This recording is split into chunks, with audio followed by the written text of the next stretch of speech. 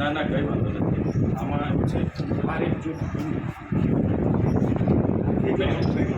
એમાં કલેક્ટર સાહેબ અધ્યક્ષ છે. કલેક્ટર સાહેબની અધ્યક્ષસ્થાને જિલ્લા સંકલન સમિતિની મિટિંગ મળે છે અને પ્રજા લોકહિતોના પ્રશ્નો અમે દિન 7 પહેલાં રજૂ કરીએ છીએ.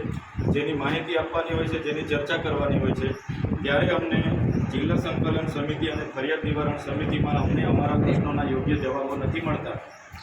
એટલા માટે અમારે માનનીય અધ્યક્ષ સાહેબ કલેક્ટર સાહેબના ચેમ્બરની સામે જ અમે બેઠા છે અને કલેક્ટર સાહેબ અમને એ બાબતે ખુલાસો કરી આપશે તો અમે અહીંથી ઉઠીને અમે અમારા મત વિસ્તારમાં અમે જતા રહીશું. 4